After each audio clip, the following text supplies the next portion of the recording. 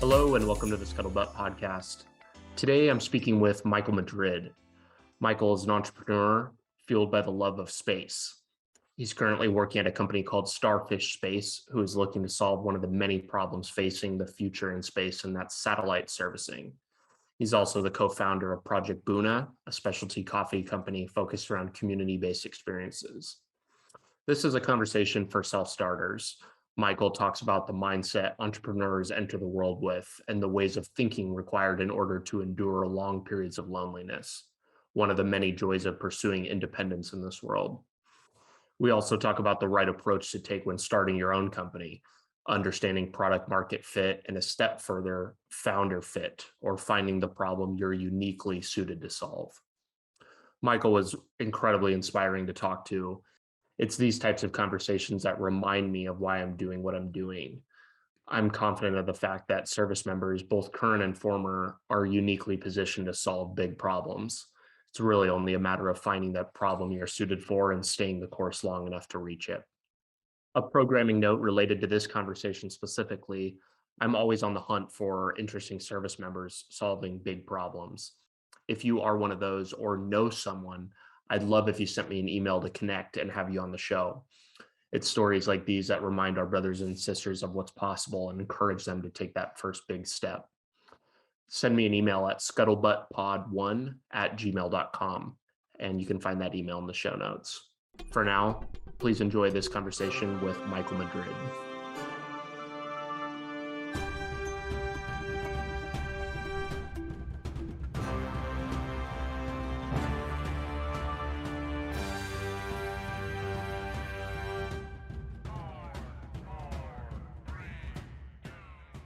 So you've done some podcasts before already, it sounds like.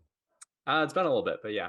Okay, it's just we'll dust the rust off, Michael, thank you so much for being here today. I really get a lot of joy in talking to entrepreneurs, and especially in kind of the military veteran space. That's super empowering for me, and I think empowering for others. Do you want to give me a little bit of backstory about how you got interested in entrepreneurship? It seems like you've been involved in the space for quite a long time.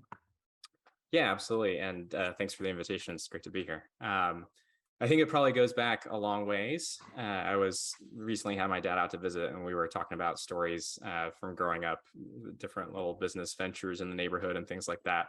And not the traditional, lawn mowing, but some other different business things I tried growing up. And then I remember at the academy, I ran a little coffee shop out of our dorm room for a little while there with my roommate. And so I think that the bug has always been there. I really got exposed to it while I was still a midshipman, and a good mentor of mine was a founder of this nonprofit kind of community-based group called the Defense Entrepreneurs Forum, or DEF. And he told me to come out to this inaugural conference they were planning in Chicago. And now that I'm out of the Navy, I can say I think I probably snuck out of the academy for this, but went out one weekend. It was a long weekend to Chicago, and they really were a grassroots type of organization. They didn't even know if that many people would come to this conference that they were planning, but it turned out a lot of people did, and a lot of people were thinking about the same kinds of problems and struggles. And it was, how do we bring the principles of entrepreneurship and innovation into the DoD and into an organization that's pretty notoriously a bureaucracy and not necessarily a super fast-paced startup type environment. And so I got exposed, I think, at that point, and really have been passionate about it as far as I can remember. I think in the last couple of years, I had some unique opportunities to get into it while still in the Navy. I started a coffee company with another Navy colleague back in 2019. Advised and did some unpaid work for a couple of startups, and had some advisory roles for a cybersecurity startup last year. And so and continue to be involved with DEF, and we can talk about that. But continually getting exposed to that world made me all the more passionate for it. And now that I'm out of the Navy, I'm working at a startup right now, and hope to found a technology startup in the future. It seems like so many entrepreneurs' stories always start the same way. They're like slinging lemonade on the corner or whatever it is. Was that something instilled from your parents? Are they in an entrepreneurship or kind of encouraging that type of role, or where do you think that came from? I don't know. I don't know that necessarily it was that. My dad definitely works in business and is passionate about operations and about people and business processes, but not a traditional kind of startup environment per se. I think I'll probably just connect it to a broader theme that I hope to share with the audience around the idea of building and just being passionate about building things. And you don't have to be at a startup to be that type of to have that type of passion or engage in that type of activity. We could talk about entrepreneurship, which is the idea of having entrepreneurship in a big organization. And that can be in the DoD or in the government, or that can be in a really big company. But really, I think it's, when I do the personality assessments and those kinds of things, I've always consistently had a lot of the exploration or explore type of bent to my personality. And I think that there's, some innate driver to do things that are new and that haven't been done before, and to do it with really great people and great teams. And so, part of that is my passion for space, which we can also talk about. That's definitely a frontier that's being explored. But I think startups in general are a chance to build and create something out of nothing, and to create something that didn't exist before. And that's just inherently thrilling. Yeah. Yeah, it is very thrilling. And I definitely do want to kind of dive into the love of space. And we're gonna have plenty to talk about on that front. I want to kind of flesh out something that you were just saying there, and the idea of building something and kind of creating something. Is that a something that not everybody gets? Because I think that if you were to talk to people, everybody kind of has an idea of what the future might or ought to look like.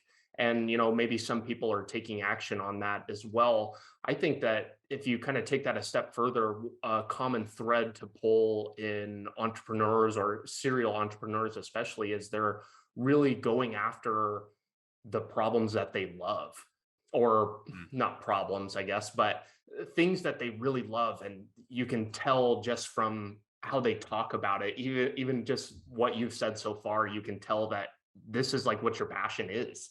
Absolutely. Are you just either struck with that or you're not? I think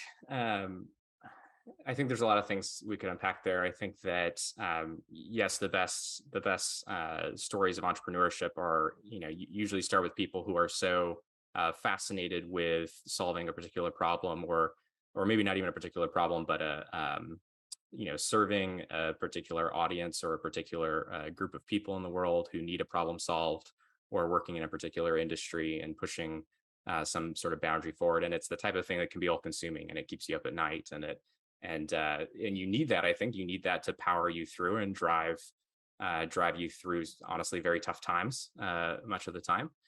And so I hope that everybody has can find things that they are passionate about like that. I don't think that startups are necessarily for everybody, and we could talk about what may or may not be an indication that this is a world you want to jump into. But I do hope that people can find and connect with that urge, or that love for building something, because we need a lot of builders, and we have a lot of problems to solve in the world, and we need people to work in real things, and atoms and bits, and to work in hard tech and deep tech and space and climate and bio. And there's all of these things that we need to push forward. And so as much as I can, I try to recruit people into this world, and startups and entrepreneurship is one way to tackle it. And it's the way that I'm super excited about.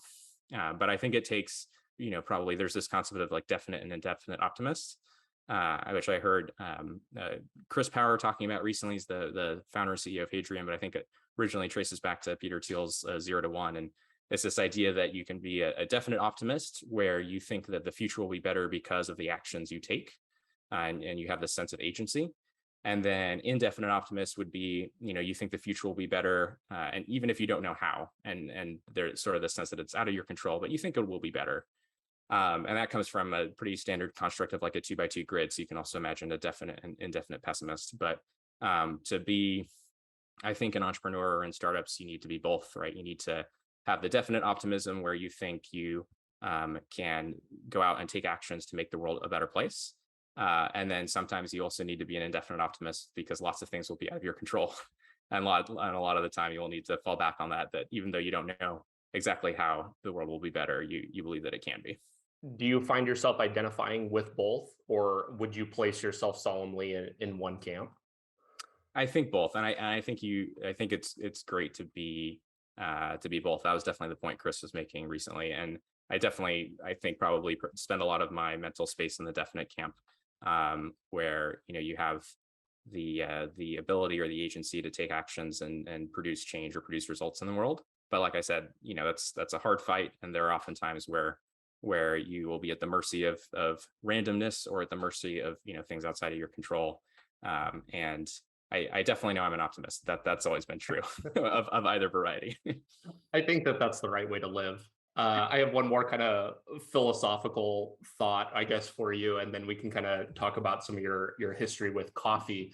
I have really taken to entrepreneurship over the last couple of years, and I definitely put myself in that like entrepreneur kind of like trying to find out what I need to be working on sort of camp. And it's been a good thing because I feel like personally my mind is being pushed to like think about bigger and bigger problems and think about the things that I really care about. In some aspects it's kind of a burden though, because it's so, if I find myself kind of like almost crushed under the weight of like these big problems. And another podcast that I listened to, Modern Wisdom with Chris Williamson. I'm not sure if you're familiar, but he was talking about an idea with Jordan Peterson about entrepreneurs and how you're kind of, if you already think a certain way, you're going to kind of get there anyway. Like it's kind of, once you've like kind of unlocked that section in your brain, like the day-to-day, like just holding yourself to the fire kind of almost hurts you, and you're only going to get maybe a 1 or 2 more % out of it, and you can't kind of like rush your destiny. Do you agree with that? That sounds like it could be right. It's definitely a world of the highest of highs and the lowest of lows. And so when things are working, there's no feeling like it. There's no greater thrill. And then there are absolutely long periods of grinding and you're pushing yourself, perhaps like you said, for that incremental 1 or 2 more %. But you have to keep up. You have to keep up the good fight. And I think that's where it helps if you are, like you said, you find that problem or that set of problems that you're really passionate about solving. And in startups, there's something we call, there's the widely known concept of product market fit, and there's also this concept of founder market fit, and this idea that and you don't have to be a founder, but if you're working in a startup that's in a market or solving a set of problems that you are innately suited for, maybe because of your background or your expertise or because of the way you think, but also because of what you're passionate about, then that might be the alpha that keeps you going during the hard times. Absolutely. Well, and I think that both of those concepts are big things talked about in the startup world, but that's just, even if you aren't an entrepreneur of any sort, like that's still a question I think that can be asked and isn't asked enough, is like, are you working on something or for a company that you even care about? And I think that most people probably aren't, which is kind of a bummer. It's got to be done, but I think maybe that's that indefinite optimism. Like, hopefully, someday everybody can be working on something that they love. Well, I think like, especially with regards to like who our our audience is on this podcast, right? People who've served, and I would encourage everyone that sense of service or mission and contributing to something greater than yourself, you can absolutely still have that outside of the military. In fact, I think part of why I left was that I wanted more of that than I felt that the military could actually offer me at the particular juncture and type of career that I was looking at as a, we can get into that, but I was looking to have, the greatest amount of impact on the frontier edge of a technology sector. And you can find that. You can find a mission-driven company. And like, to your point, it doesn't have to be a startup, but a company or industry that is solving big problems or shaping the future of this country or even of this species. And there are lots of examples of that. Obviously I care a lot about space, but as I mentioned before, there's climate and there's biotech, there's defense tech and gov tech. You can solve, hard problems alongside great people and have fun doing it and have that sense of morale that I think a lot of us have been lucky to experience in the military. Yeah, I think that sense of like higher calling or whatever, you think that is something that's unique to the military because there's this connection to service, and I'm serving this greater thing, and especially maybe joining so young. You were a Naval Academy grad, so I'm guessing that you went in very young, and most people do, and you get that sense of accomplishment and belonging and whatever, but that isn't something that's unique to military service, I don't think. It doesn't have to be. I like that answer. That's a good one. Let's talk about something that you and I think, both care deeply about, and that's coffee. You said that you started a little coffee shop in your dorm room. Is that?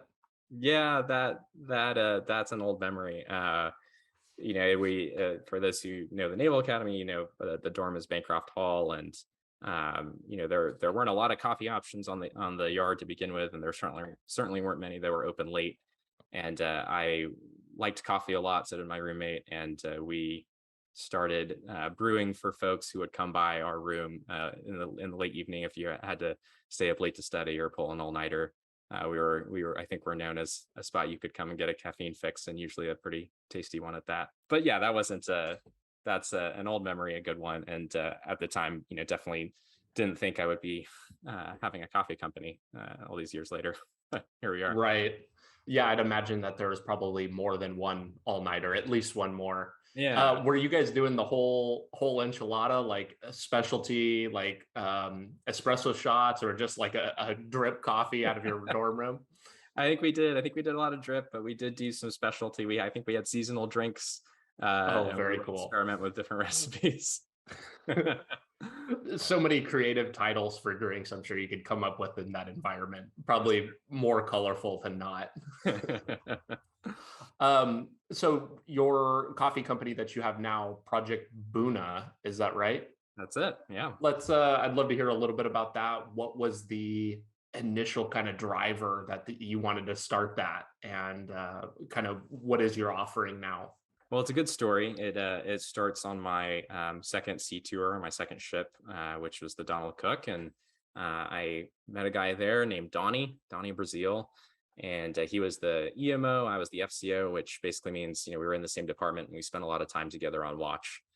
And I had been interested in coffee, obviously, like we talked about, but my friends would say that my coffee cup was heavier than theirs based on all of the cream and sugar and syrup and other additives I would add. So I definitely wasn't, a coffee nerd or connoisseur yet. But I did love, my wife and I, we would travel a lot. We would always go find like the local coffee shops, and I was very interested in that. And Donnie had become so also. He was prior enlisted, coming up in the Navy, it's Maxwell House, and it's burnt because it's been on the coffee pot for 8 hours before you go watch. So he definitely hadn't had a lot of good coffee. Yeah, so bad.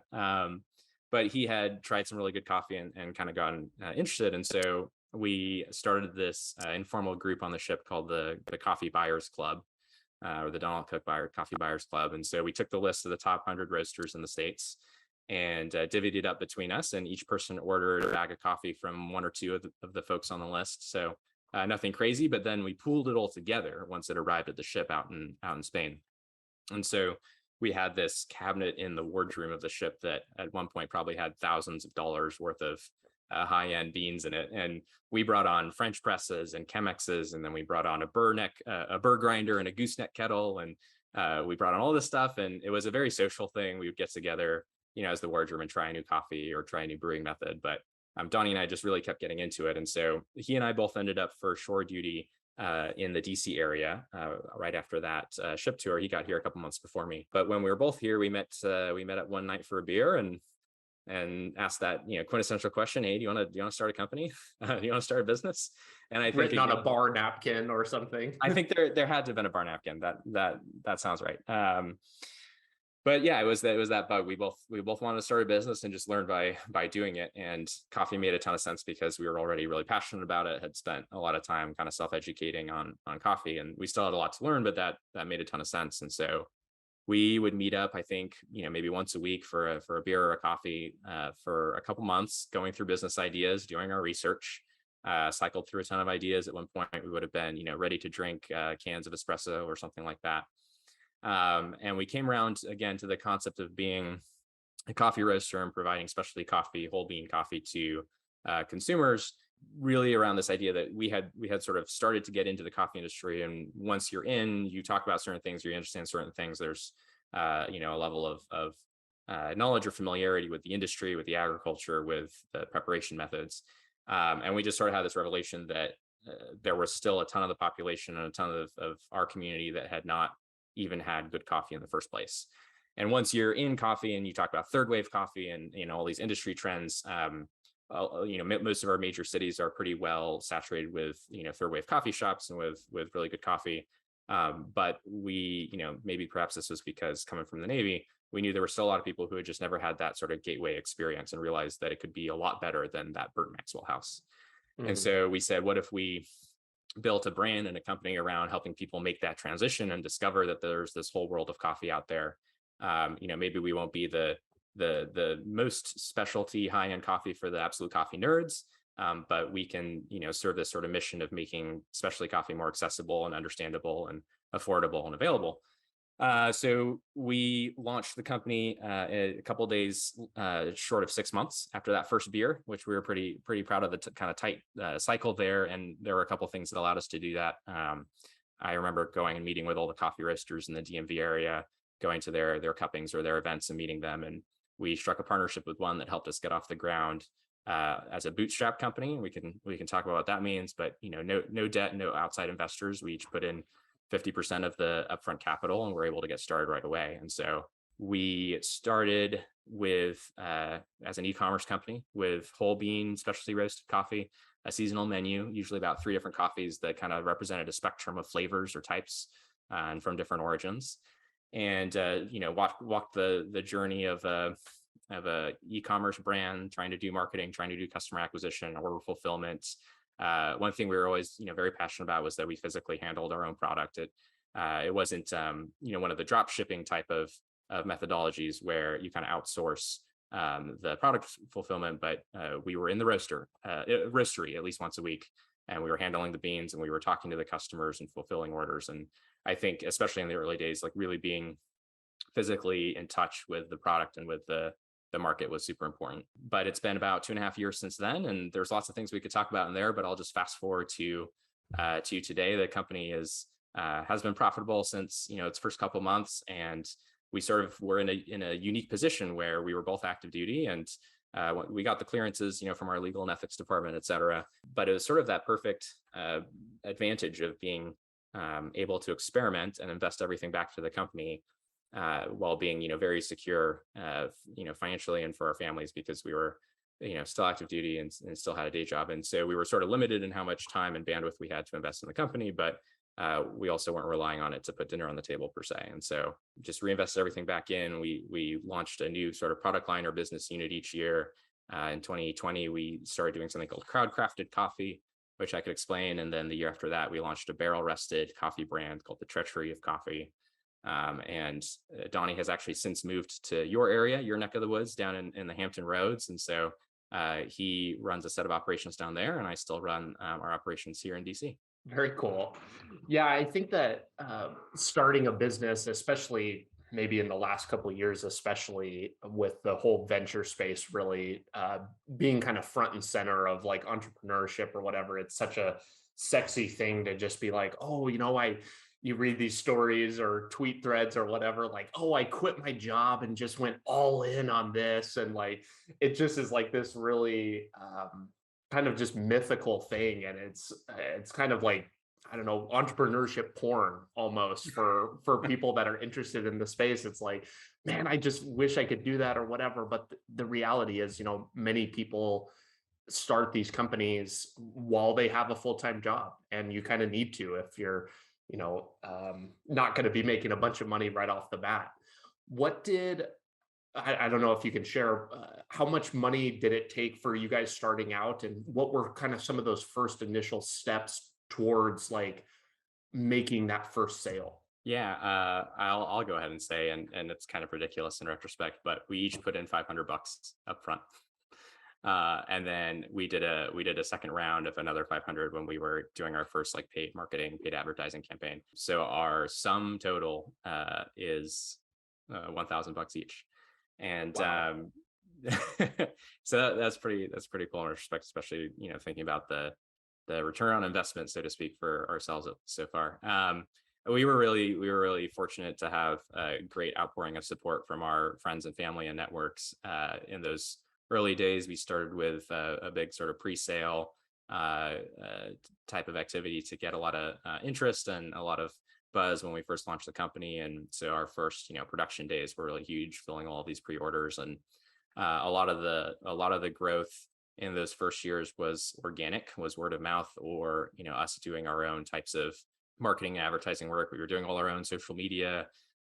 We would try to get earned media. We would go and pop up at events, and some of them typical like farmers markets, but then also we always were looking for sort of asymmetrical kind of bets. And so we would pop up at local gyms that were throwing an event or a party, or apartment complexes that were having sort of a resident event. And so we would look for those niche areas to kind of get our name out there. And everybody who was trying the coffee was really happy with it. So I think we were lucky that word of mouth was a pretty decent engine for those first sales that you were asking about. Would you say that you found your product market fit like right away? Was it pretty instantaneous, or did there take some kind of gears turning around and some fumbles early on to figure out what that looked like? I think the market is fairly well understood for a coffee roaster as a business. So I think that was relatively straightforward. One of the things that was a tough nut to crack was how to stand out, especially when it is such a saturated market, both here in DC specifically, but just in general. And so it was always a interesting problem to wrestle with. How do we develop a brand that stands out? How do we create a product that is memorable and has people come back? And we were excited to get our retention rate up pretty high in those early days for people who would reorder after their first order. There's this concept of doing things that don't scale, which if I'm not mistaken comes from a Paul Graham essay. And so there were lots of things we did in the early days that didn't scale, but that we were doing to experiment and to try and drive a good brand. And so we actually still do, but I don't know if we'll be able to do it for much longer. We hand signed each bag on its way out the door, and we would number the batches that we roasted and serialize number the bags and try to make it very personal. We did a whole set of things that wouldn't necessarily scale, but as we tried to find ways to impart a unique set of value. And then I think maybe what would be a more interesting answer to your question is the two business lines that I mentioned that we started doing in the years following. Those were a little bit more unique. And so there was that question of like, we're bringing a more unique product to market, and can we find a market that fits? And so I mentioned the barrel rested brand, and there we had sort of had this experience of barrel rested coffee being just very, very overly boozy most of the time. I'm not sure if you've had any, but these are beans that were rested in a whiskey barrel, for example, or a bourbon barrel. And so when you open the bag, the smell hits you, and it can be kind of a fun smell, but then you brew it and the taste is very strong and somewhat overbearing. And so most of the time after your first couple sips, it's not necessarily enjoyable. And we also were finding that that heavy level of booziness was masking, probably not exceptional grade quality coffee beans. And they also, are sold at exorbitant prices, because of all of the marketing that goes into it. So we sort of identified maybe this gap in the market for an artful or a nuanced kind of approach, where we would use the same single origin, high quality beans from our regular menu, and we would do a couple innovative things with the resting techniques and the barrels, so that when you had the final product, you would taste the coffee and you would taste the barrel. And we've done Willet bourbon, Wiggle rye, Ardbeg Scotch. Right now we have a maple syrup, ex-bourbon maple syrup barrel that we rested Vietnamese beans in. And we've pursued sort of this to thread the needle, where there's something that's sort of artful. And if you're a coffee nerd, you enjoy it. And if you're a bourbon or whiskey nerd, you enjoy it.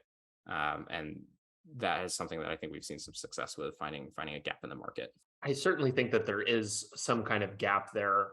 You talked about being in maybe kind of a saturated market in DC, which that may be true, but at the same time, like you're probably not going to find a large market for like specialty coffee and like I don't know, maybe like some small farm town in the Midwest. Like those guys are just drinking Folgers and they're going to be doing that until they die. Like, and the Navy boats aren't going to be ordering anything other than Maxwell House. Although you should probably talk with a supply officer on a ship, and maybe you could get your coffee onto a boat. That would really be something. Well, we have gotten a little bit of, well, more than a little bit of traction with the crowd crafted coffee I mentioned, and that was this came out of an exercise that I would highly recommend, which is around New Year's. Donnie and I, as business partners, we sat down and we said, if we had to close up shop, for example, we knew he was going to have to PCS or move down to Norfolk because he's still active duty. And so we said, if he moves down to Norfolk in the spring of 21 and we end up just needing to close the business down at that point, is there anything we'll regret not having tried? Is there any crazy idea that we had that we wanted to get to and we'll regret not having gotten to it? And so Crowdcrafted was one of these. And essentially what we do is we bring a group of people together and walk them through the process of crafting a coffee actually from scratch.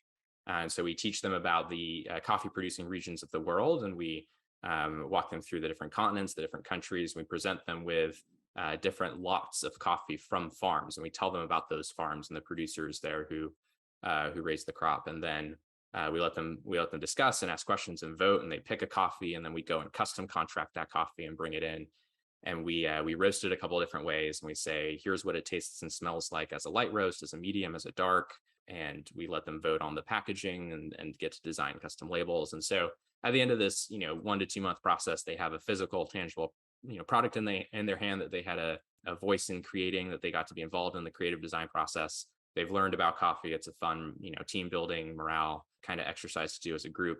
And we found that anytime you have a group of people that would like to have, some sort of swag or some sort of, you see where I'm going with this, some sort of like unit memorabilia, this works very well. And so the beta for this idea, we ran with our old wardroom, actually, with the group from Donald Cook that we had that buyers club with. And since then, we've had a couple of different Navy units just informally come together as a unit, as a squadron, for example, or a group of instructors, and do their own crowd craft. And they they'll get to make their very own coffee, and they'll brew it at the office, or they'll give it to friends and family around the holidays as a gift. And talk about product market fit, with that was something that we felt was truly unique, that we were developing, that we didn't see any other coffee roaster doing. And there's been a lot of interest.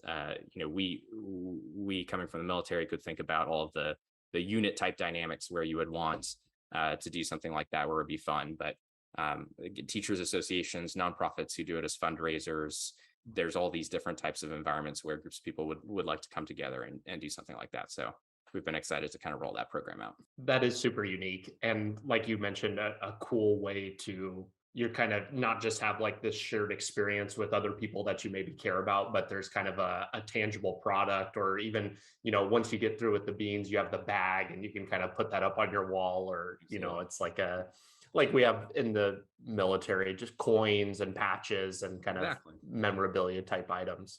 Donnie calls it the consumable command coin or challenge coin. I like that.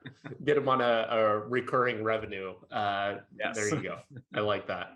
There's probably a large section of people out there that, and I would put myself in this camp, that maybe have an idea and are looking to kind of just get it off the ground, get it, that first kind of step taken. What or how would you encourage people to get that first step, like get that just tiniest amount of momentum that kind of propels you to the next step? Because it seems like you can almost get stopped before you even start. There's kind of waiting around in the idea pool and not like either committing to something or just being stuck. What do you think is something that people can do to kind of get that momentum back? Yeah, I think some of the traditional wisdom would sort of center around doing some early experimentation and some early prototyping, but iteration, to kind of understand if you really are identifying a problem that exists. And traditionally, if you're going to start a business, you're looking for a problem that you can provide a solution for, that people will pay for. And that eventually enough people will pay for that would support your business. And so that, sort of tranche of advice usually comes from folks who are trying to help counter the or prevent you from falling into the trap of building a widget or building a gadget that you think is really cool, and then you go out into the world and try to sell it, only to realize you've built something that people don't really need, or people like but they aren't willing to pay for. And so you have this idea of, if you try to experiment and try to take something to market and see if you can get some traction, see if people are interested early, you kind of test some of those assumptions and hypotheses early.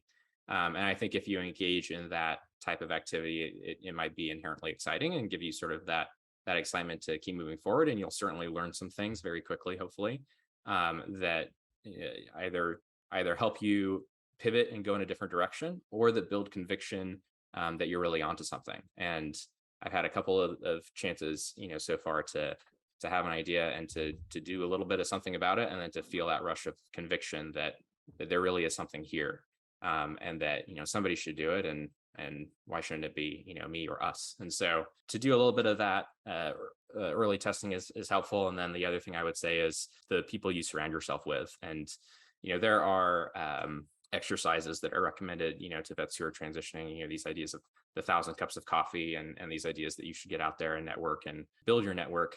Definitely recommend doing it in a meaningful way. And there are people who you can surround yourself with who will encourage you, who will be a sounding board, give you honest feedback, honest advice, who will hold you accountable if you have a good idea and they think you should do something about it. I have people like that in my life who message me and say, hey, why aren't you doing this yet? I really think you should do this. And so that's it's a wonderful bit of encouragement. And I think especially for people who transition and are breaking into a world that they haven't been in yet, it's good to remember that people are actually fundamentally helpful. That's at least my own lived experience, especially in the startup space. It can be positive sum a lot of the time. People genuinely do, for the most part, want to help. And so if you reach out to folks to get another opinion on your idea, or to help build your conviction, or to help you gain that momentum that you were talking about, I've been lucky to have people in my life who've done that for me. Well, and I think that you, with Project Buna, is such a good example of, you put something together and you immediately go, you've got this huge pool of, military friends and family, and say, hey, look, this is what we're doing. And they naturally want to kind of support you. They may not be like your target market or whatever, but that's kind of where your kind of product market fit can kind of come in. And certainly you touched on the finding people that are interested in what you're doing and getting honest feedback. People talk about entrepreneurship as a lonely road, like it really is. And there's not a lot of people. Sometimes it's easy to feel like maybe you're misunderstood and you kind of don't really have anybody that is kind of on the same mental wavelength as you. It can be.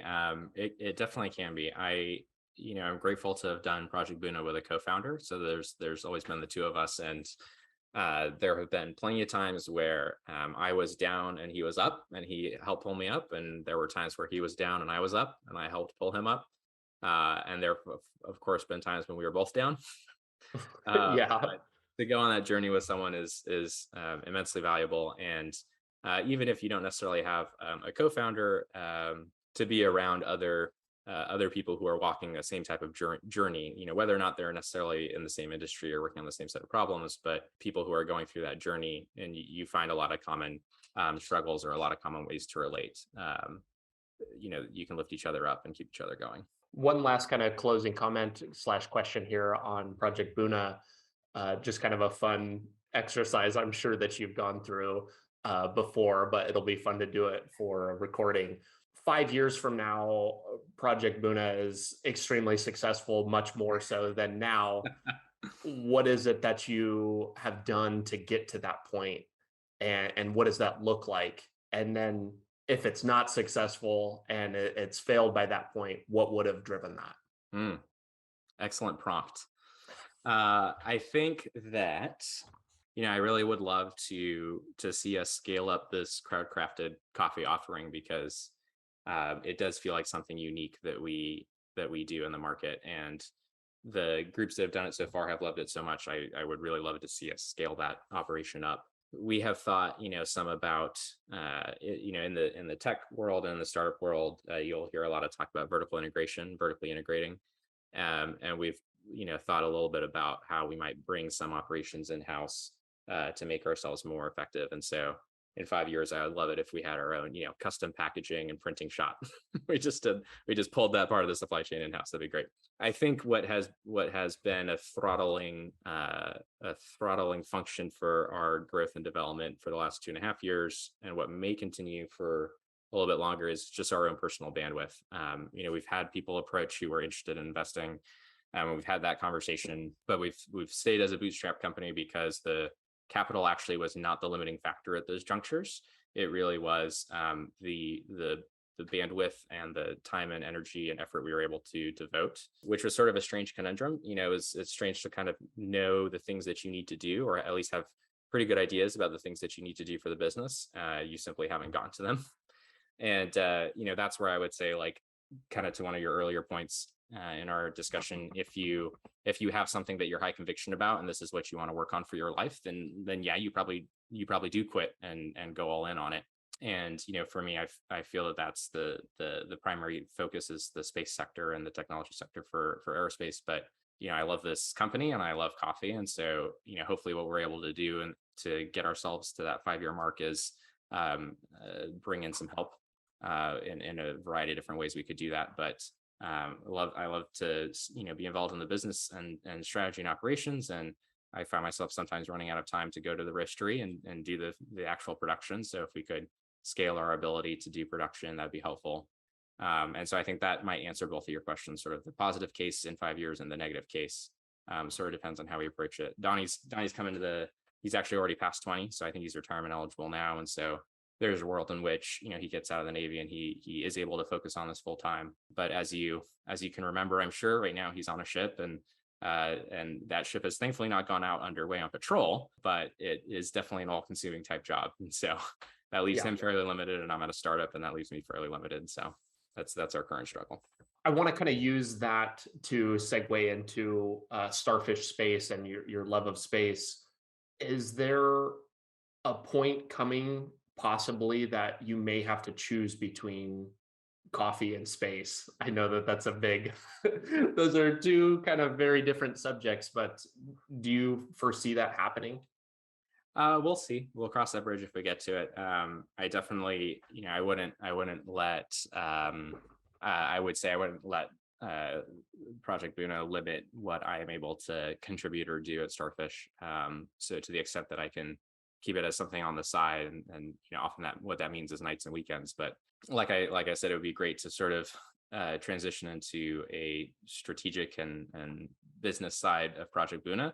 And that would help balance or help with the hours it takes. But one thing that I think is unique about the team at Starfish is there's actually a very high percentage, and I don't recall the exact number, but it's very high, of the team that has been founders, either of currently existing businesses or businesses in the past, and a wide range too, not just aerospace.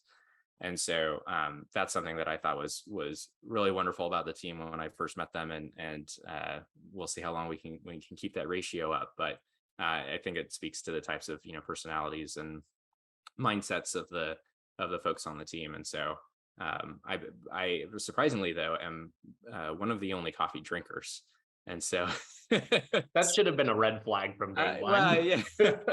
You guys have your priorities messed up. There's a few others who enjoy the beverage, but not as many as I might think. So I'm definitely the resident coffee nerd. That's true. Somebody's got to do it. It's an important job. A little bit about your background, if I have this right. You studied aeronautical engineering, and I mean, you've got your Occupy Mars shirt on, like you're full-fledged space. Do you want to talk to us a little bit about just space and what you're doing at Starfish Space, and maybe, I guess, what the company is generally? Yeah, I'm extremely passionate about space. If you're listening to this, please consider coming and working in the space industry. So I'll just start with that, and I'll end with that too. So I did do aero at the academy. I grew up actually wanting to fly fighter jets. I grew up watching Top Gun, and Top Gun 2 came out on the day I left the Navy. So that was sort of ironic or full circle. Was the second one as good as the first? I still haven't seen it yet. Oh, it's good. You should go see it. It's good. I'm willing to go on record and say I enjoyed it immensely. But yeah, so I studied aero. I ended up changing my mind and going surface warfare, which is a different story we could talk about, but I was definitely passionate about aerospace. I did a little bit of aero and aerospace type work in the Navy. On my second ship, I mentioned the acronym earlier, FCO, or Fire Control Officer, basically in charge of the air defense and ballistic missile defense missions of the ship. And so on that tour, we actually did shoot a missile out of space for a joint exercise with NATO and with MDA. And there was a physical ballistic missile target launched out of the Hebrides range, and we accomplished a kinetic intercept with one of our missiles shot off of the Donald Cook. And so there's a little bit of space stuff there. But on this, my last tour in the Navy was a Pentagon staff job, kind of a program manager for enterprise workforce policy, not necessarily technical in nature, not related to space. But I knew that when I got out, I wanted to go into tech broadly. I knew that, and then I knew it would be a sort of an emerging tech or a frontier tech type of space. And eventually, I figured out it would be an early stage company instead of a big tech company, and we can talk about sort of the things that go into that. But I was looking at all these different technology sectors, and I mentioned I had a chance to support a good friend who was founding a cybersecurity company, specifically looking at industrial control systems, and that was fascinating. I had, there's a lot of fascinating things happening in technology. But when I really started looking at the state of aerospace and the space sector right now, there was definitely sort of this aha moment where it would be coming full circle, because I studied in school, but it is an amazing time right now, and sort of inflection point or second golden age, some people will call it, for space. There's a lot of trends that are converging right now.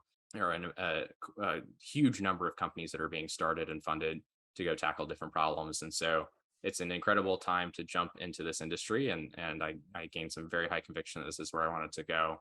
Could talk about that all day and about those trends all day. And you mentioned the shirt. Yeah, I've been a SpaceX fan for a long time, right? So this is definitely where I wanted to go. And there's a lot, we could talk about how to think about the different tranches of work happening in the space industry, different types of companies, different problems that are being solved. And I'll use Starfish to as an example of one of them. Starfish, we are building something called the Otter Space Tug. It is a spacecraft that can do satellite servicing in orbit.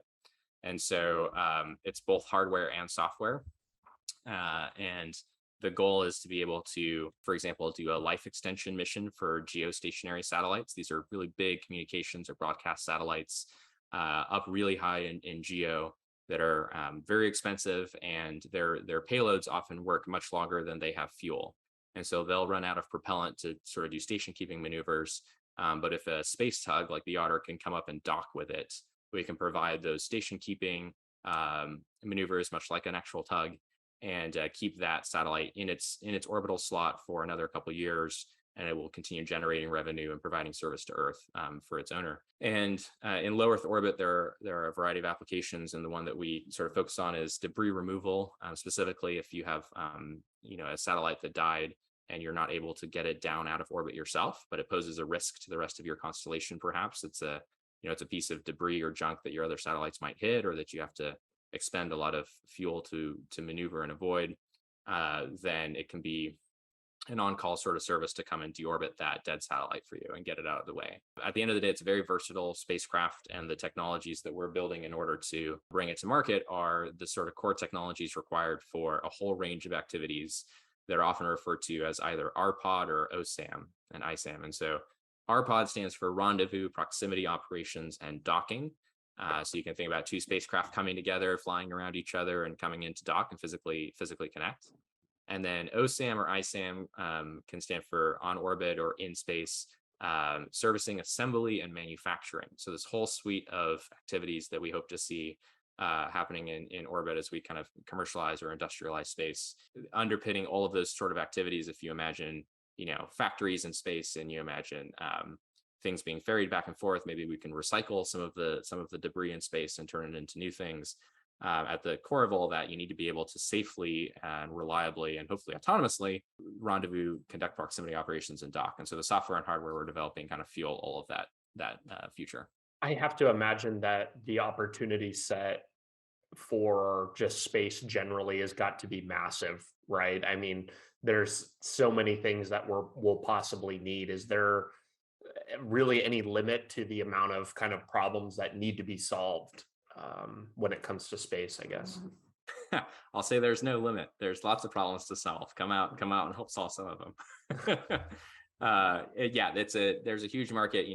There's studies and forecasts that describe, $6+ billion markets for these types of activities. I will say, I think one of the other unique things about Starfish that drew me to the team and their approach is a crystal clear focus, though, on the near term revenue generating opportunities and the real business case to build a sustainable company. And so a lot of the time, what you find is there's by the nature of it, there's a lot of hype, there's a lot of excitement, and we all love science fiction and we all have great imaginations. And so it's easy to imagine that big future and that $6 billion future. But what's very wise from a business point of view is to understand what the near-term opportunities are and to build something that will be sustainable in the sense that you'll actually be able to generate revenue in the near term. And it's not sort of predicated on other startups succeeding. It's not wholly predicated on a future market evolving that is still somewhat uncertain.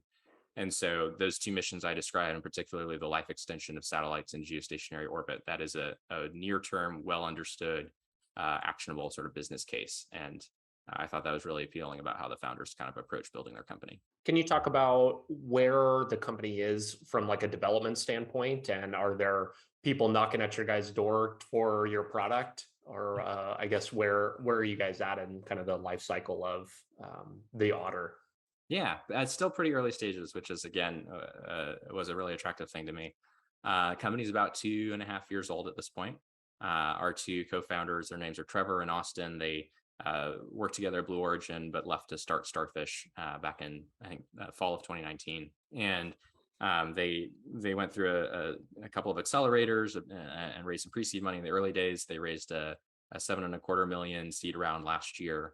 The team is at about 20 people right now, 20 full-time employees right now, but growing quickly. And in terms of product development milestones, we have some of our software already on orbit for testing, already in space. Our hardware, our capture mechanism that we use to sort of dock and capture a client spacecraft, that's inside a 900-pound vacuum chamber at our headquarters right now as we speak, going through some vacuum chamber testing. And what we're really excited about, and a lot of the companies focused on, is a demo mission next year, demonstration mission in the first half of 2023. And so what we're doing there is we are incorporating those core technologies into a subscale prototype of the spacecraft. So it's a smaller version of the Otter, but it's obviously full scale. The software and the capture mechanism, that's full scale. And that all the components are under contract. We've got a launch lined up, and that will fly to LEO again in the first half of next year and do demonstrated docking between itself and another spacecraft. And so that's a really big milestone.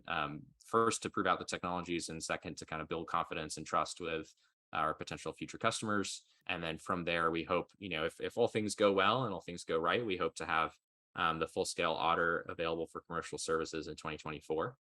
That's what we're building towards. That's quick. Yes. I had never heard of the company prior to stumbling across your profile, but that sounds like such an interesting problem.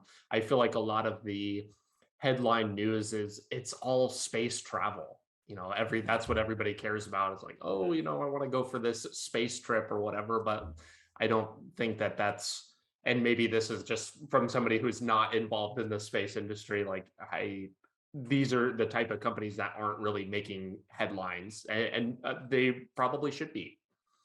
Yeah, I'll at a high level, for those who are not yet space nerds that are listening, but hopefully we'll convert. We're getting there. Yeah, we're getting there. Eventually, every company will be a space company.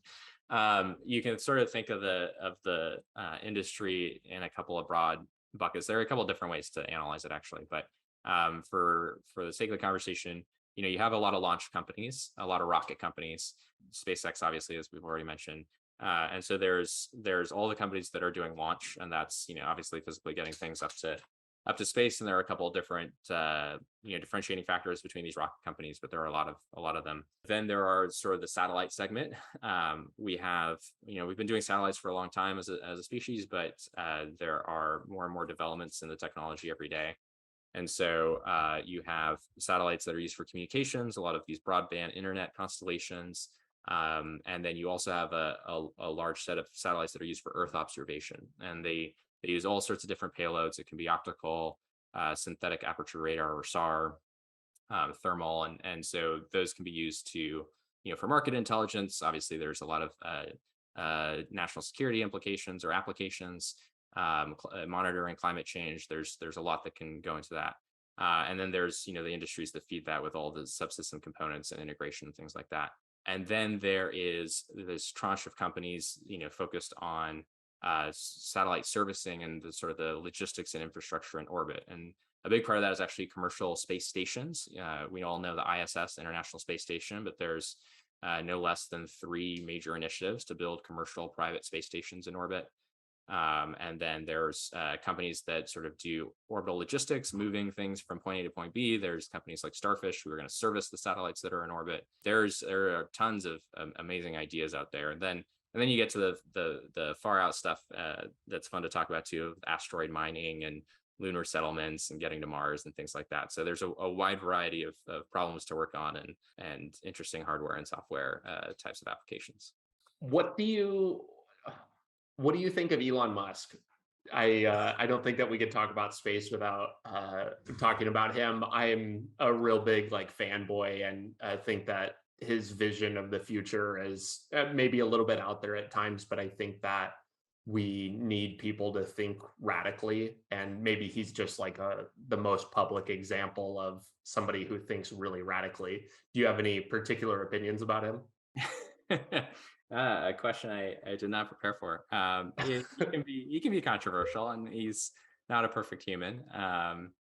But I followed him for a long time, and followed SpaceX for a long time, and Tesla. And I'm a fan of a lot of the work they've been able to do. And there are lots of things about how Elon approaches building these companies and his worldview and how he thinks about the future, and what he can do to increase the odds that the future will be good.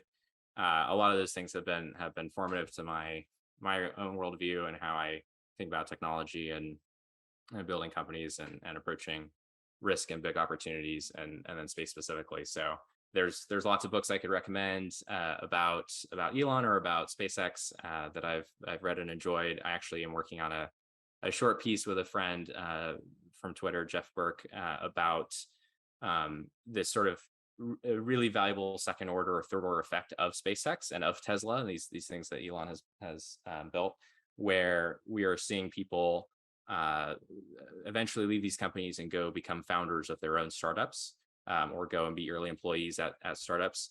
And so there's this sort of proliferation of talent. We are familiar with the term the PayPal mafia. Perhaps there's a SpaceX mafia, or just this sense that the alumni kind of learn all of these incredibly valuable things at SpaceX or at Tesla about hard tech and deep tech, about solving big problems, about process and risk and entrepreneurship. And then we're seeing them go start amazing companies in all sorts of fields, and not a lot of them in space, but not just space, a lot of climate and a lot of just all across the board. And so one of the great effects of SpaceX and Elon, and we're not the first people to have this idea, but this is what we're thinking about writing. One of the greatest effects will be, all the ripple throughout the rest of industry and the rest of the startup ecosystem. All these people who've been trained or had formative years, had a mindset that was shaped by these experiences, going out and solving hard problems in the world. Yeah, there's certainly a large cohort of famous companies that we've heard of and probably use every day that are founded by people that kind of spun out of other really great companies. And something in the water probably is getting them fueling them into the next phase. You mentioned this, and it was actually something that I had written down to ask. Where should people go to watch or read if they're not already space fans? Where can they go to kind of learn more about the opportunity in space, a good movie, a good book, anything like that? Oh, there's so many, and I would say we'll put them all in the show notes, but there's probably too many to put in the show notes either. Here's the first thing I'll say is find me and we'll talk, and I'll send some things your way if you're listening. I am on Twitter a lot, and this piece of advice I heard a long time ago, I think from from Delian at Founders Fund was, and this is sort of advice, good advice in general, if you want to sort of immerse yourself in a new network or ecosystem that you haven't been a part of, it really is just go immerse yourself in that, place yourself deliberately in the stream of commentary, of discussion, of headlines, and it will not make sense at first. It will be overwhelming and it will not all make sense, but it will start making sense sooner than you think. And as a very tactical example, on Twitter, there's probably 10 accounts that you could follow, and I think I've actually listed them out somewhere. And instantly, overnight, your feed will fill with the things that are happening in the space industry and like smart analysis and headlines and coverage. And again, there'll be a lot of names you don't recognize on day one, but after a couple of weeks of that, you'd be surprised at how you start to get a sense of what's happening in the industry and how people think. I'll probably, I have some friends that will love me for this. I'll show their newsletter. There's a startup called Payload Space, that is building a sort of a new media company to cover the new space industry, and they do a fantastic daily newsletter on weekday mornings that is quite literally the only email newsletter I actually read every day, or actually read at all. And we hit peak newsletter fatigue probably 6 months ago or so, maybe even earlier. Yeah, this one is short, snappy, and very funny, and I do actually read it every day. And so there's a handful of hacks like that. There are some great books. There's a great book right just to the right of me on my shelf by Eric Berger called Liftoff that covers the early days of SpaceX. And if you read that and you don't get goosebumps and you don't want to jump into this, I have questions for you. But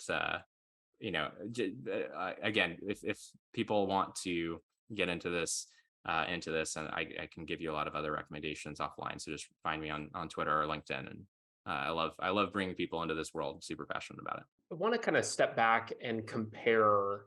You've just kind of described two experiences that you've had and are currently working through, one with a bootstrap startup and one with a venture funded startup. Can you kind of compare and contrast that from your perspective as to maybe not just the pros and cons, but I guess pros and cons for you personally as somebody who's either a founder or like an early employee, and then what that kind of tells you about the future of the company and the development and opportunities when capital is either very accessible or not as accessible?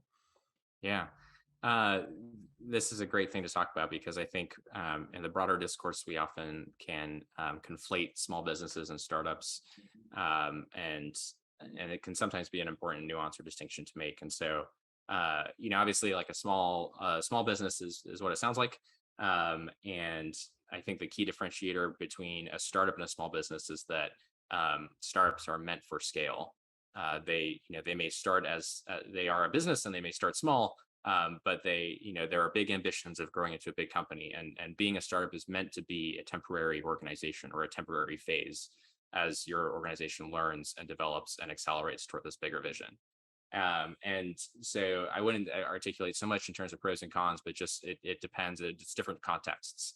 They're both fantastic, and this country is built on small businesses, and so I'm not saying that one is better than the other, or that there are pros and cons to the advantage of one or the other. It just depends on what you're looking at and thinking about doing. And you may hear people say this is a venture scale idea, or this is a venture, this is or isn't a venture type opportunity, thinking about in terms of those big scales. And so it's safe to describe Project Buna today as a small business. It very much is. It's Donnie and I, and we're based here in Virginia, and we're doing the level of sales and work that we're doing. But I think, or I know that Donnie and I have always approached it with the type of ambition and goal of growth that would be more characteristic of a startup. And then Starfish absolutely is like we've talked about, a venture-backed startup. I think at the end of the day, capital markets and whether money is easy or hard to come by. I very much like the refrain that I've seen from some smart thinkers that at the time that we're recording this, the market's down, it's a bear market, and there's panic and gnashing of teeth, but builders are going to build. And if you are a builder, it doesn't matter what the market is, you're going to go out and build the things that you see in the future, or that you think need to be realized. And it's always smart to operate with funding discipline. And it's true, sometimes it'll be easier to raise, and sometimes it'll be harder. And there are schools of thought about, why it's sometimes good to have tough capital markets, because there's X, Y, and Z reasons we could talk about why that may or may not be a good thing. Obviously, it's tough when these companies have to do layoffs, or companies will not be able to fundraise and keep going. But at the end of the day, that's, I think, not the thing to focus on. Focus on building, focus on creating value. Well, and I think some forethought as well into kind of what it is that's important to you and what it is that you're looking to accomplish is an important question to ask early on, because, Yes. like you're pointing out with bootstrapping versus a venture thing, understanding, and I appreciate that distinction that you made there between a venture scale startup and a small business. But you may not need to go out and raise a bunch of money to just make a Yes. lifestyle business. Like Yes. if you're just looking to, hey, I want to start my own coffee company or do this or that, you don't need to go out and raise $5 million to do that. You can do it with Exactly right. $1,000 each. There, I Go ahead. yeah, you're exactly right. There are dangers of overcapitalizing, and there are different types of capital out there that do or don't make sense based on your goals and the type of company or business. And so, like something you said earlier, venture capital can be sexy, and it can be fun to read the headlines of these multi-million-dollar Series A's, or to talk about fundraising. But that has a type of application, the dilutive capital. You're giving up equity, bringing investors on board. You have to answer to investors. That is a world, and so it is important to think about before you jump into that, if that's what makes the most sense, if that's what you need. And the answer won't always be yes. I want to kind of come back to Starfish for just a moment and talk about an opportunity for active duty / veterans as a whole. You actually started out with them through a skill bridge program, correct? Yes, absolutely. That's a good topic. I would love to kind of dive into what kind of the lead up to the skill bridge looked like. Maybe talk about skill bridges just generally for anybody early on in active duty and maybe unfamiliar. And then we can kind of dive into how that came about. Yeah. So if you're unfamiliar, SkillBridge is a DoD program that allows service members to spend up to their last 6 months on active duty working at a private company, or working in a variety of settings, actually. But it's meant to accelerate or help with the transition process. You're still on active duty. You're still paid by, in my case, the Navy, for example. The private company that's hosting you is not paying your salary, and is not paying the Navy anything either. But it's meant to, again, give you an opportunity to learn some skills for the private sector, maybe try a company and see if it's a good match. And then there's no guarantee on either side, but if things go well, there are typically a full-time offer made at the end of a skill bridge, and if it's a good fit, then people accept that, and that's great. So it's a really good program. It can be hard to orchestrate, at least in my personal experience, because you do end up in some cases, for example, gapping a billet for a couple months. When you go to do SkillBridge full time, you're not working your military job, and so that might be difficult for your command to sustain having your absence. And so that will just have to get hashed out on sort of an individual basis. But if you can get the approval to do it, it's a fantastic opportunity, and it's also fantastic for the companies who are hosting transitioning service members. And so, if you're listening, if you're coming up to a transition, I definitely recommend thinking about SkillBridge. If you are at a company that would like to, host military service members for a couple of months at the end of their transition, and have them working at the company full time, and then have the option to hire them or not at the end, that's a pretty sweet deal. And it's actually pretty easy to join as a host, as a hosting company. And so specifically, I had the great fortune to meet Austin, the co-founder of Starfish, through a mutual acquaintance in the fall of 21. We had a great conversation online. I thought what they were building was really fascinating, and wanted to talk to Austin about it. And I think at the time he was also looking to make some sort of non-purely technical hires, and he invited me to go through the interview process. And at the end of that, we both felt like it was a good match. And I was still probably 8 to 9 months out from my separation from the Navy. And so we actually sort of had the conversation of how could we start working together sooner than that. And that's what led us to SkillBridge. And so I asked them if they wanted to join the program, and luckily Austin was willing to do some paperwork. And I think, relatively speaking, it was actually not that hard, and didn't take too long for them as a company to be added to the list of authorized organizations. And then I set it up on my end, and I got about 4 to 5 months of skill bridge. And so the other thing that I would tell transitioning service members, or that I do tell them, is within, think of SkillBridge as a broader sort of structure or authority. And there are a variety of programs within it that sort of help provide additional structure and run these opportunities. And so you'll come across hiring our heroes and a handful of other activities that utilize the SkillBridge authority and run cohorts. And so they have a list of companies you could go work with, and start dates and end dates. But maybe that timeline doesn't work for you. Maybe you're not lined up against that timeline, or maybe there's a company that's not on that list, or a set of companies in an industry that you're curious about that aren't on that list. I tell people to choose their own adventure.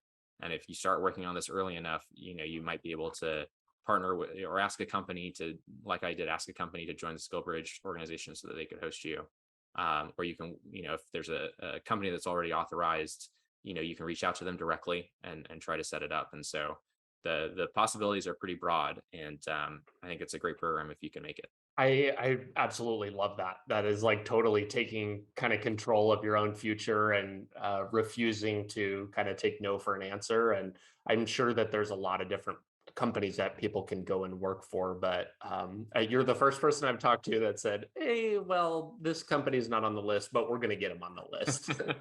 How important was that skill bridge to your transition out? I think very important.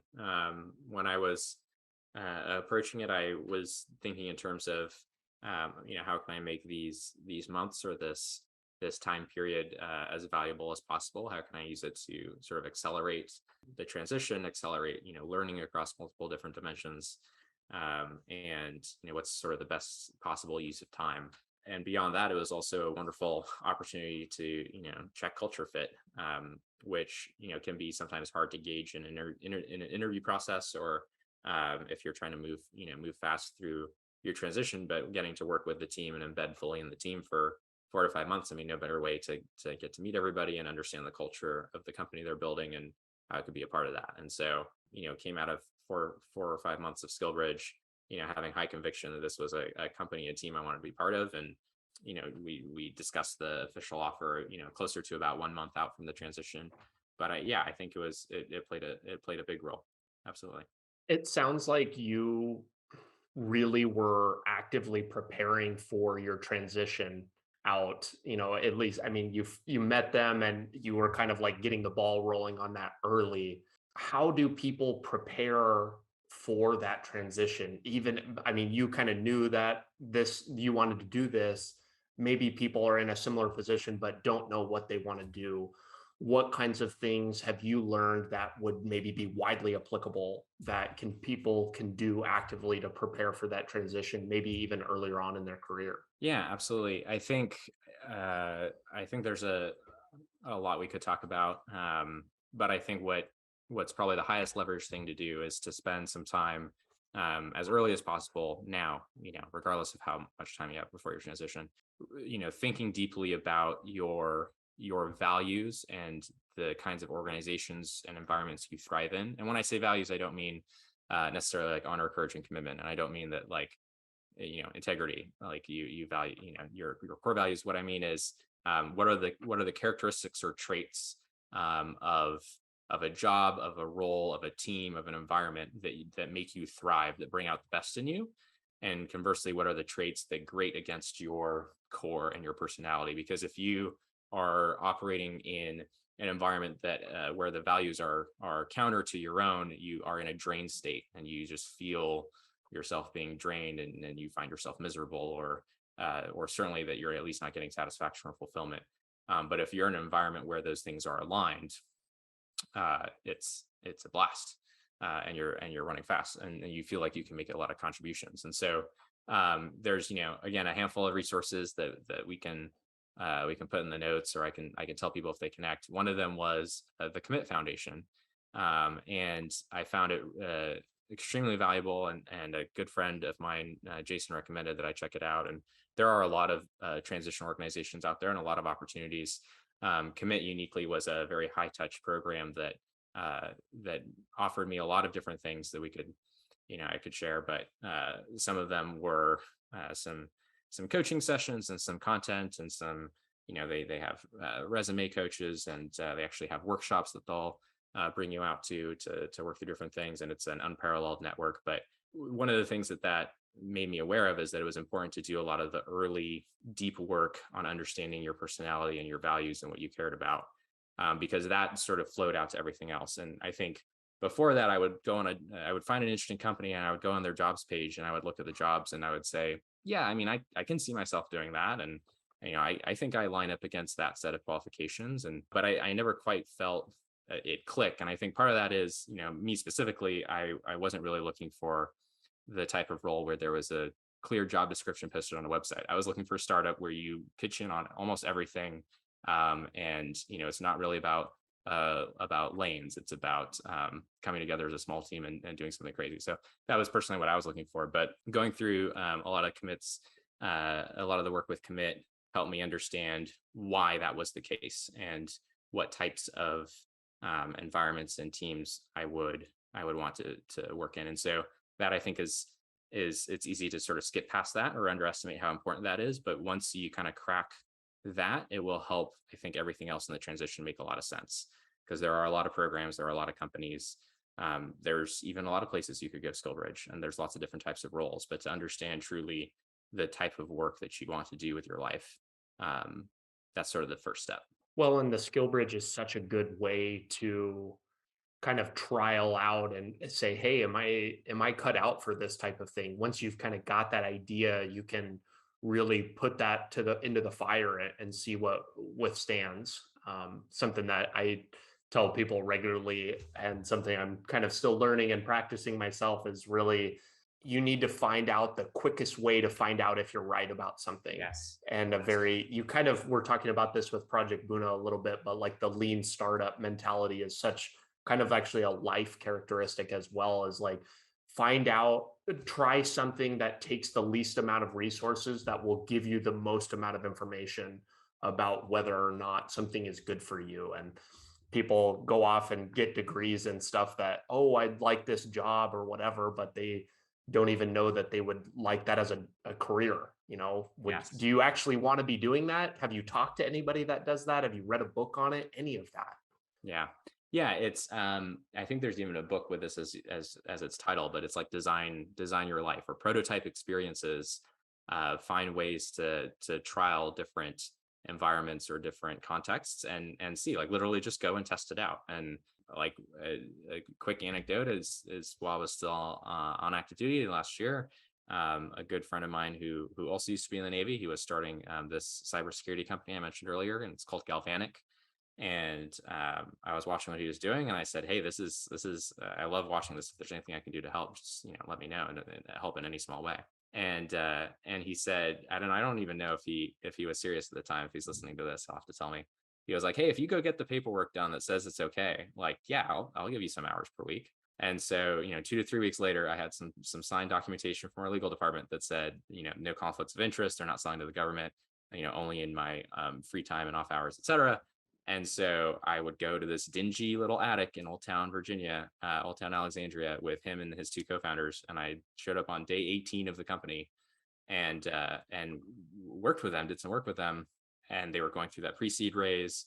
They had already done about 6 or 7 months worth of customer discovery, like really deep, hard work, understanding different parts of the industrial control system, a cybersecurity problem, and different ways to approach it. And, just spending a couple months with them and with my friend Josh was, a huge signal that, yes, like, startups and venture-backed startups are absolutely what I'm passionate about. And this is a road I want to travel many times, and as the founder one day myself. And so if you can work out, and I was very lucky to be able to do that. I was lucky that I got permission from the Navy. I was lucky that I had some free time. That things were definitely, I was very fortunate. But if you can similarly find ways to trial these little experiences, then it's a good way to build conviction about how you want to shape your life after the military. You can trial your own adventure before you choose it. Yeah. You seem like somebody that's incredibly well read. I would love to hear about what you're reading, or even watching a brain dump TV show. Anything good that you're consuming right now? Oh man. Okay.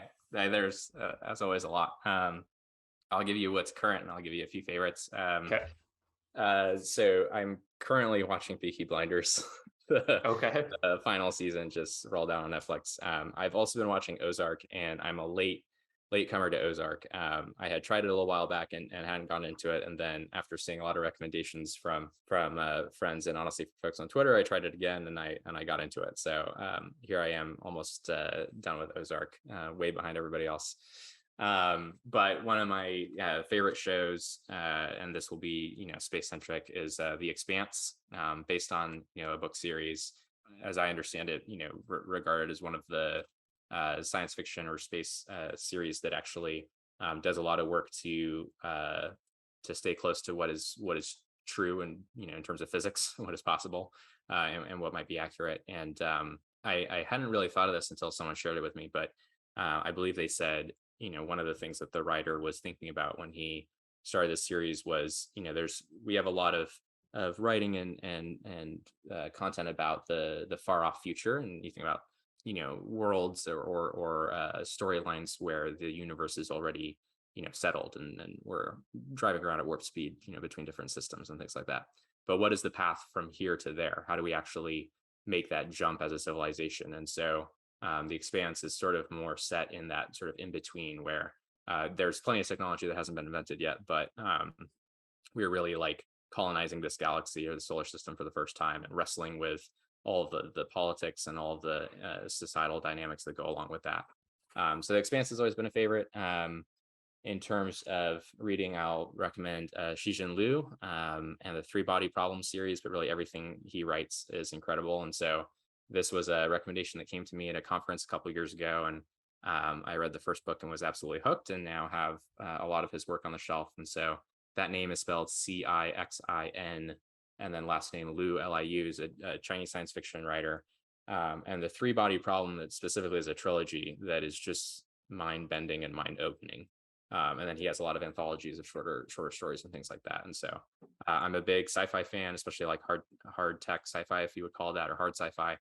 And so that's a book or series of books I love to share. You're not the first person to recommend that to me. So Good. I think that I I'm usually blessed. wait for something to be recommended maybe twice, three times, and that just officially made it onto the list. So we'll get that on order.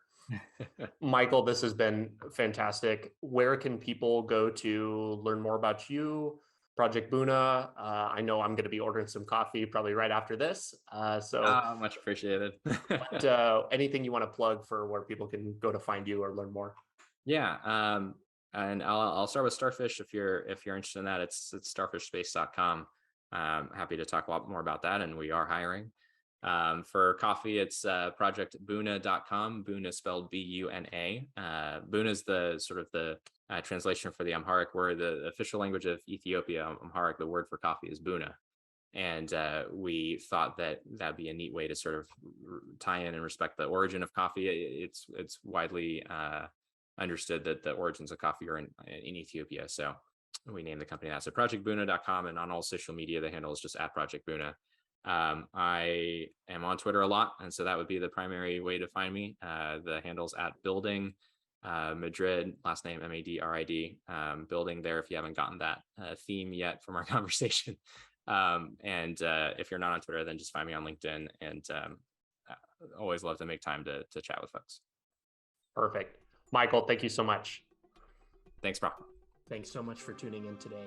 Your listenership helps me better educate people like you and the rest of our nation's military, both past and present, on building a successful life outside of military service. If you're looking for more ways the top vets are leading more effective lifestyles, building businesses, and using the resources designed specifically for you, press here for a selection of some of the best clips. Be sure to like this video and subscribe to the channel to stay up to date, and I will be talking with you soon.